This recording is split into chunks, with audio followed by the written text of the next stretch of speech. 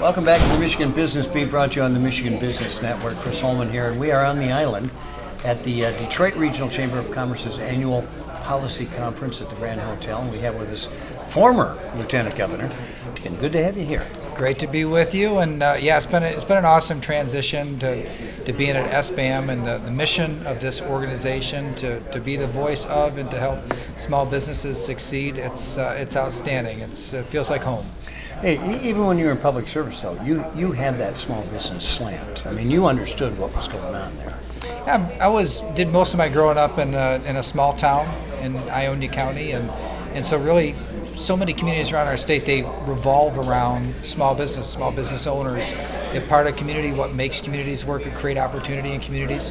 And so it's always been very natural. I went to work in banking after that. I was a small business lender in banking, and then that'll give you the inside real quick. It really does. You can understand really where some of the pressure points and the risks are, and where support is needed. So in the beginning, a lot of times it's capital for growth as well, but when companies are in those growth stages, there are a lot of vulnerabilities, a lot of issues that need to be worked through, and it really has informed the public policy work, what I picked up and learned there.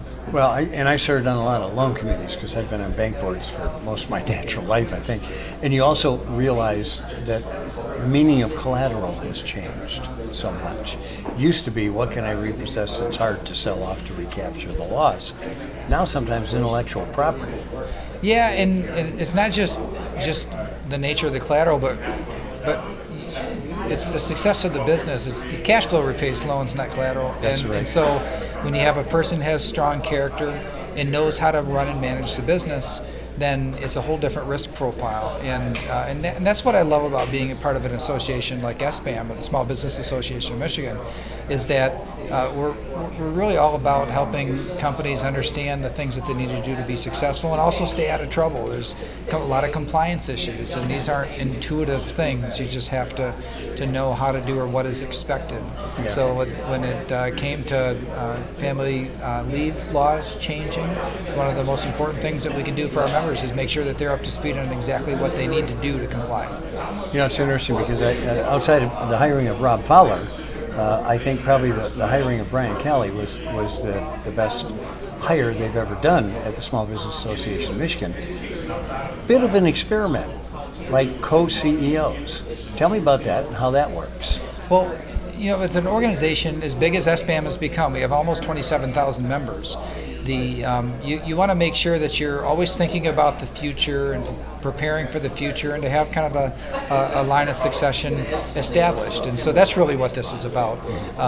But as Rob and I have known each other for a long time, and so the work within the association has been divided up, and it gives us more bandwidth and horsepower to really grow what we do, to deepen our relationships with the businesses that we represent, but also to take us to the next level when it comes to public policy and advocacy.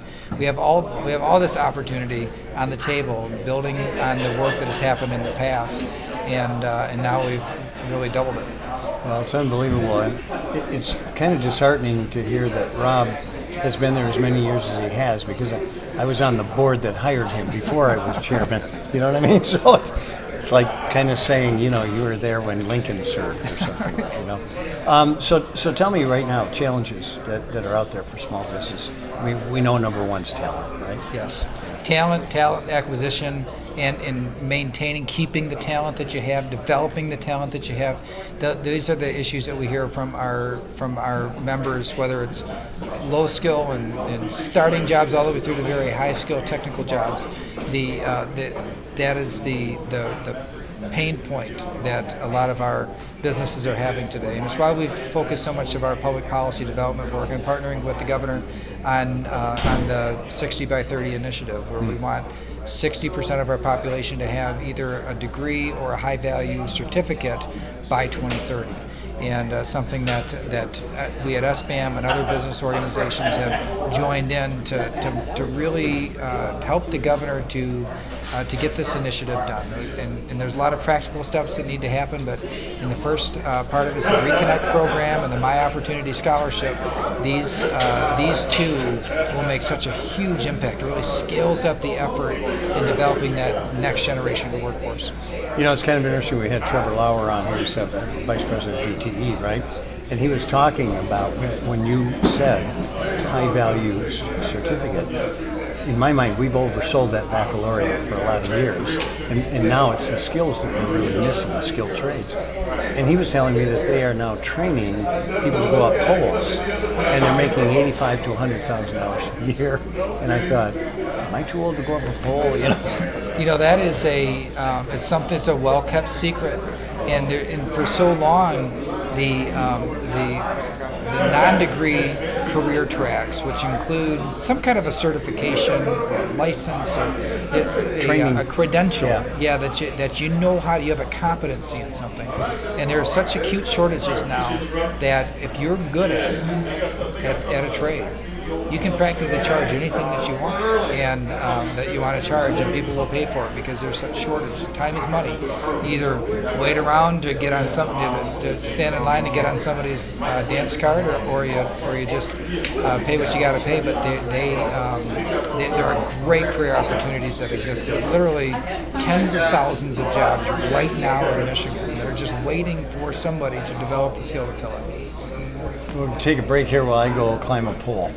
Brian, thanks for coming down here. Truly, you've made a difference already, and you're going to be great for SBAM.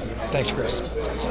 We are, again, on the Mackinac Island at the Grand Hotel for the policy conference put on by the Detroit Regional Chamber of Commerce. You're listening and watching the Michigan Business Feed on the Michigan Business Network. I'm Chris Holman. We'll be right back with more.